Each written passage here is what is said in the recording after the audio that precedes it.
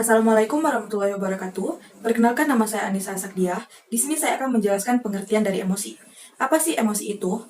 Nah, banyak ilmuwan yang mendefinisikan emosi berdasarkan pemikiran mereka. Seperti contoh menurut William James dalam Wage tahun 1995, ia mendefinisikan emosi sebagai kecenderungan untuk memiliki suatu perasaan yang khas bila bertemu dengan suatu objek di lingkungannya. Sedangkan menurut Huttershall tahun 1985, ia mendefinisikan emosi sebagai situasi psikologis yang merupakan pengalaman subjektif yang dapat dilihat dari reaksi wajah. Seperti contoh, seorang remaja ketika sedang marah, ia akan memperlihatkan muka merah, wajah seram, dan juga seperti menendang-nendang kursi atau apapun objek yang ada di depannya. Jadi, emosi adalah setiap kegiatan atau pergolakan pikiran, perasaan, nafsu, serta keadaan mental yang hebat dan meluap-luap. Hal itu sangat cocok dengan masa perkembangan remaja, di mana remaja tersebut sedang mengalami perubahan fisik mereka, yang menimbulkan reaksi emosi yang lebih tinggi, terutama jika orang tua, guru, atau teman sebaya mereka tidak memberikan respon positif terhadap perubahan tersebut. Banyak penelitian menunjukkan bahwa anak menjadi nakal karena mengalami gangguan emosi. Gangguan emosi ini menimbulkan rasa tidak puas terhadap kehidupan sehari-harinya. Selanjutnya dapat menimbulkan kebencian serta kecemburuan terhadap orang yang dipandangnya memiliki kehidupan yang lebih baik daripada remaja tersebut. Semua emosi pada dasarnya melibatkan berbagai perubahan tubuh yang tampak dan juga tersembunyi, baik yang diketahui maupun yang tak diketahui. Seperti contohnya perubahan dalam pencernaan, denyut jantung, tekanan darah, jumlah hemoglobin, dan lain-lainnya. Saya Merlina Azhara dari kelas Indralaya. Baiklah, di sini saya akan menjelaskan tentang karakteristik emosi pada masa remaja. Ciri-ciri emosi pada masa remaja terbagi menjadi dua rentang usia. Yang pertama yaitu ciri-ciri emosional remaja pada usia 12-15 tahun. Ciri-cirinya diantaranya yang pertama yaitu seorang anak cenderung banyak murung dan tidak dapat diterka. Terus yang kedua, bertingkah laku kasar untuk menutupi kekurangan dalam hal rasa percaya diri. Terus yang ketiga, ledakan-ledakan kemarahan mungkin biasa terjadi. Yang keempat, cenderung tidak toleran dan membenarkan dirinya sendiri. Yang kelima, mengamati orang tua dan guru secara objektif. Terus kita lanjut dengan ciri-ciri emosional remaja pada usia 15-18 tahun. Di antaranya yaitu yang pertama, suka memberontak. Yang kedua, kebanyakan mengalami konflik dengan orang tua. Terus yang ketiga yaitu sering melamun memikirkan masa depannya sendiri. Perkenalkan, nama saya Khairani. Di sini saya akan menjelaskan tentang bentuk-bentuk emosi. Dari hasil penelitian John B. Watson, tingkah laku emosi dapat dibagi menjadi 4 macam, yaitu marah, takut, cinta, depresi. Sementara menurut Daniel Goleman, sejumlah kelompok emosi sebagai berikut: amarah, kesedihan, rasa takut, cinta, terkejut, jengkel, dan malu. Sementara itu, Cradle dan kawan-kawan mengemukakan dua jenis emosi, yaitu emosi positif dan emosi negatif.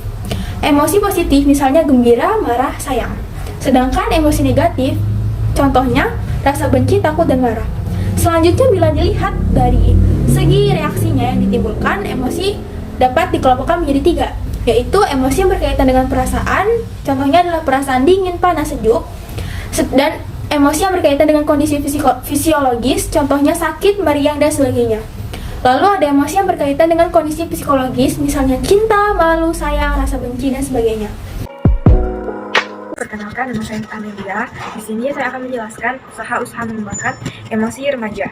Emosi negatif pada dasarnya dapat diredam sehingga tidak menimbulkan efek negatif. Beberapa cara untuk meredam emosi adalah: 1.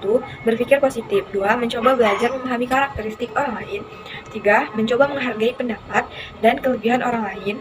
4. Introspeksi dan mencoba melihat apabila kejadian yang sama terjadi pada diri sendiri, mereka juga dapat merasakannya. 5. Bersabar dan menjadi pemaaf. 6. Alih perhatian, yaitu mencoba mengalihkan perhatian pada objek lain dari objek yang pada mulanya memicu munculnya emosi negatif.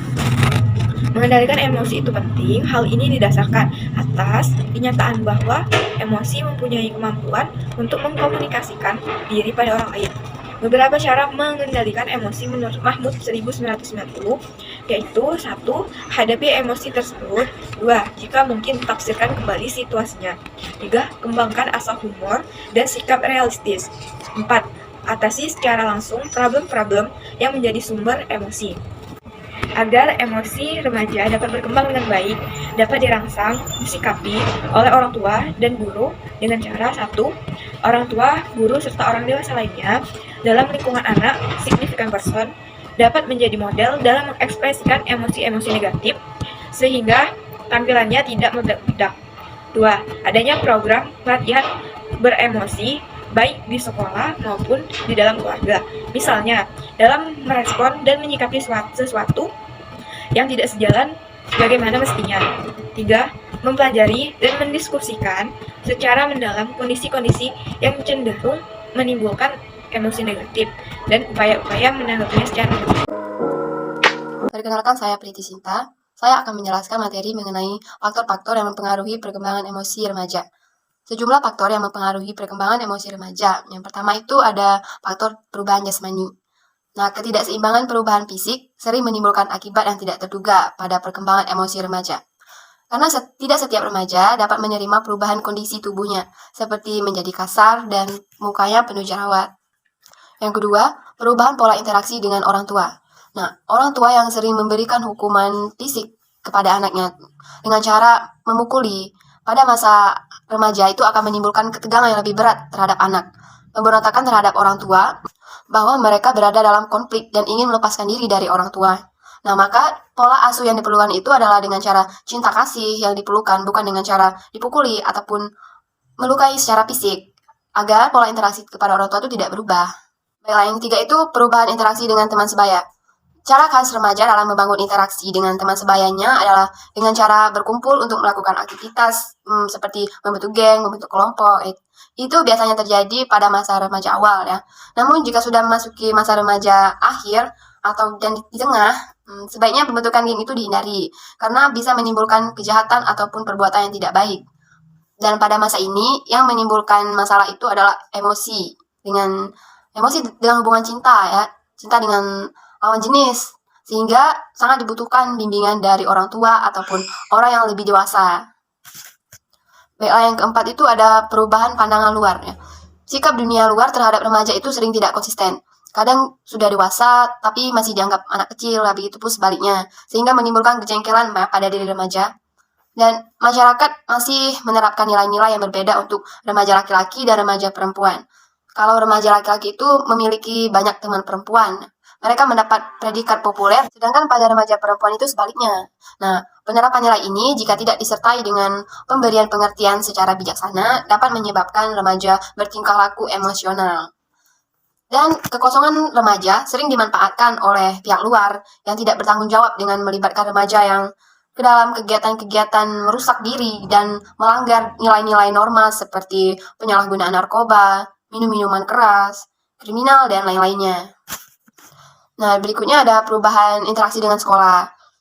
Guru sering memberikan ancaman-ancaman tertentu yang dapat menambah permusuhan atas stimulus negatif bagi perkembangan emosi anak. Remaja sering terbentur pada nilai-nilai yang tidak dapat mereka terima.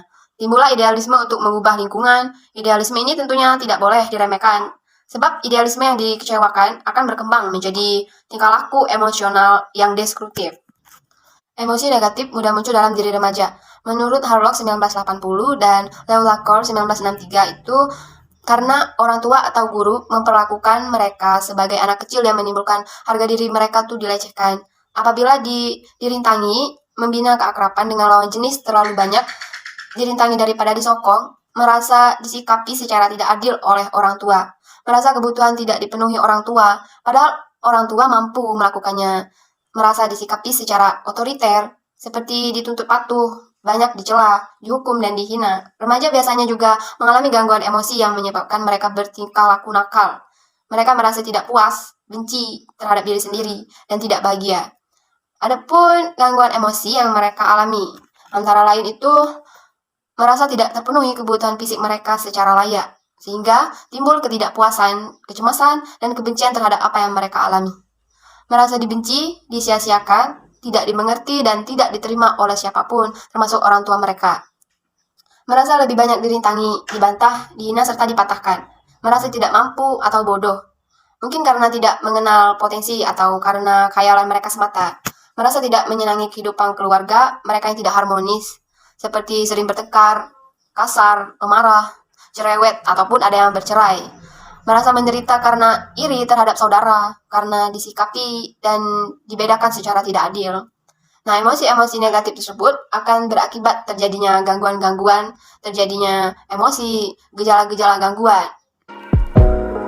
Gejala-gejala gangguan ini tuh antara lain adalah depresi atau sedih yang mendalam, mudah pingsan karena terlalu sensitif dan perasa, mudah tersinggung, dan sensitif saat dia merasa sering tidak adil.